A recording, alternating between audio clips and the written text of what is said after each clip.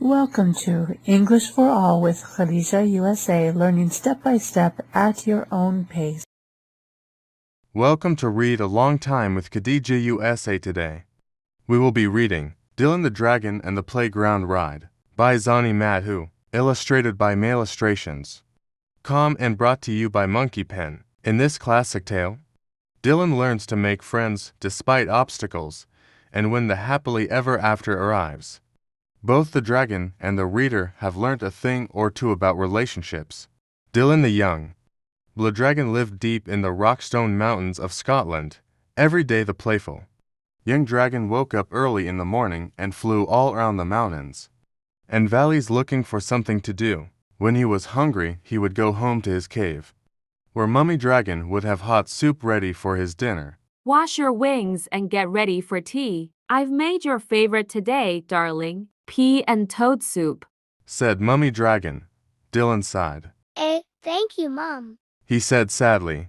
Whatever is the matter, son? Every day you come back home happily for your tea, but today you look so sad, inquired Mummy Dragon. I'm lonely, Mom. I can't find anyone to play with.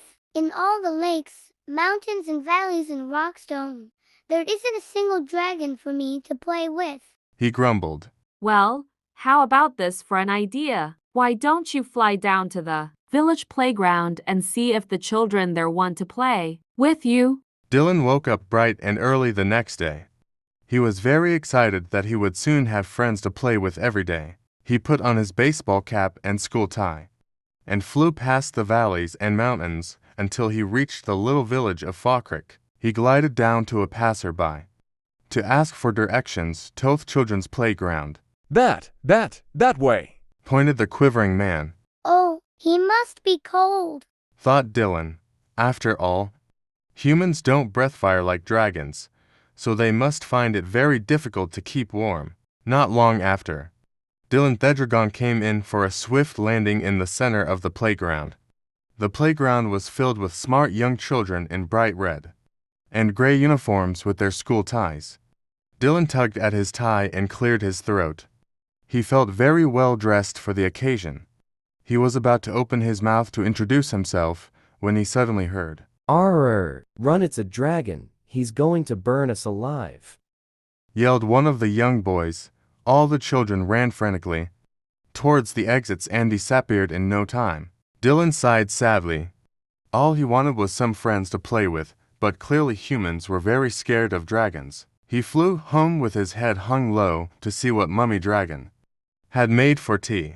The next day, Dylan decided to try and make friends with the children in the playground again. He tucked his white handkerchief in his left gill and scooped up a large branch lying on the floor. He made it into a white surrender flag.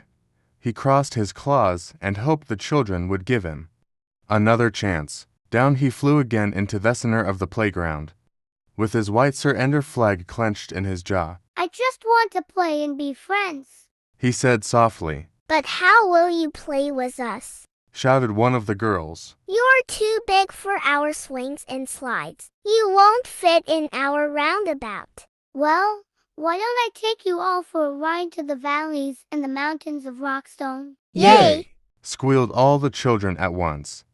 They climbed onto Dylan's back and off the children went on a very exciting flight. From that day, Dylan in the playground. Children were friends, and every day Dylan, the dragon, would take the children on the best playground ride ever. Thank you for watching this video. See you again. Please don't forget to tick subscribe, like, and hit the golden bell for more videos. See you in the next video.